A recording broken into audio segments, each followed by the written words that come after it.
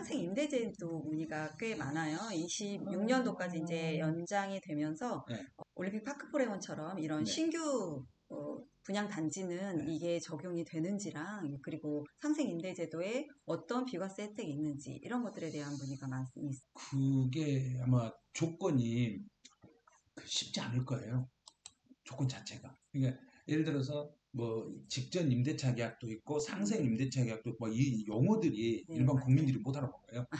그럼 설명을 할 때 직전 임대차를 어떻게 설명하시는 거예요? 일단 제가 음, 알아본 결과로는 음, 이제 신축 단지 같은 경우에 음, 직전 임대차 계약이 없잖아요. 그래서 국토부에 문의한 결과 음, 직전 임대차 계약이라고 하면 음, 보통은 신축 단지의 잔금날 음, 이제 잔금이랑 뭐 음, 중도금을 다 납부를 잔금을 받아서 다 음, 납부를 하고 이제 동시에 진행이 되는데 이 동시에 진행은 할 수가 없어요. 음. 그래서 집주인이 다 완납을 하고 취득을 다 하고 온전한 본인 이제 물건, 본인 임대 물건이어야만이 인정을 해준다. 이게 동시에 진행은 안 됩니다. 그래서 임대인분이 현금력이나 이제 자금력이 있으셔서 잔금을 다 치신 다음에는 인정해준다고 하네요. 그 네, 다음에 그러니까 내가 직접 내 돈 주고 사야 된다 네, 이거죠. 네, 그리고 맞습니다. 이제 그때 그 임대 기간 1년 6개월이 넘어야 네, 되는데 맞습니다. 그거 안 넘어가지고 추징당한 사례가 꽤 있더라고요. 네, 맞습니다. 그다음에 상생 임대 계약이라는 게 또 뭐예요? 상생 임대차 계약은 음. 이제 보증금 상한이나 임차료 상한을 5% 이상 올리지 않고 또 아, 그러면 임대인이 착한 임대인이네. 네, 착한 임대인의 개념이긴 해요. 착한 임대인.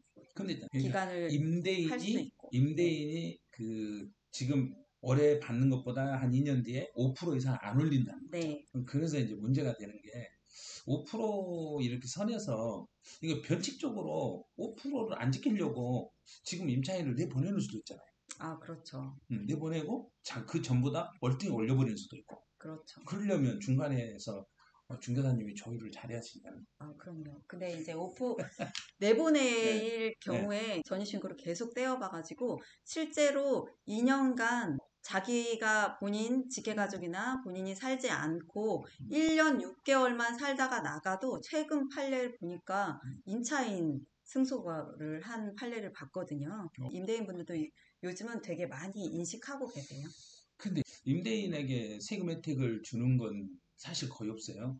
임차인 되신 분들에게 임차료를 근로자들은 월세 공제라고 해서 자기가 납부한 금액을 전액을 공제해 주거든요. 근데 임대인들은 뭐 연말정산할 때 공제받은 것도 없지. 소득세 신고할 때 공제받은 것도 없지. 오로지 이런 경우에 2년 거주 요건만 면해 주는 거예요. 네, 실거주 네, 의무만 네, 그것도 면제를 그렇죠. 조정 대상 지역. 조정대상 네, 지역일 때. 네. 네네. 그다음에 또 우리 장기보유 특별공제 되면은 거기에 보면 2년 거주하면 최대 80%까지 되는 거 있잖아요. 네. 그런데 거기에서 이제 80% 공제를 받을 때 2년 거주 안 해도 한 것처럼 봐준다 이런 것뿐이잖아요. 실제로는 그렇게 되면 이제 비과세 혜택을 주겠다 이거죠. 그다음에 장기보유 특별공제를 좀 많이 해주겠다. 그런데 이제 그거 다 공제 못 받아요. 왜냐하면 1세대 1주택이어야 되잖아요. 그렇죠.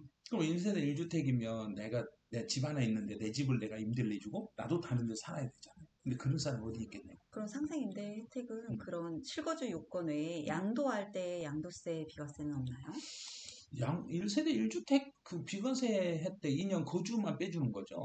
근데 그것만 빼주는 거고, 근데 그 조건이 안 맞으면 더 이상 뭐 세금 깎아주거나 그런 건 없어요. 음, 근데 주로 이런 부분이 그걸 지키지 못해 가지고 세금으로 나는 비과세라고 생각해서 세금을 안 낸 사람들이 나중에 보면 비과세가 안 돼 가지고 세금을 추징당하는 건이 너무나 많아요. 그래서 이제 그 국세청에 보면 국세청에서 하도 이런 분이 많아 가지고 양도소득세 그 알림으로 해주는 게 있어요. 양도소득세 톡톡인가? 아마 그런 게 있었을 거예요. 그래서 국세청 홈페이지에 들어가면 자료실에 있거든요. 근데 네. 이런 것들을 많이 국민들이 알아야 되는데 국민들이 읽어볼 때는 너무 어려워요. 아, 그렇죠. 용어 자체가 어려워가지고 그런 용어를 물어보러 아마 상담을 많이 하실 거예요. 그래서 이제 전문적으로 이런 세무 상담이 아니라 용어를 쉽게 풀어주는 게 제일 아마 도움이 되실 거예요. 네.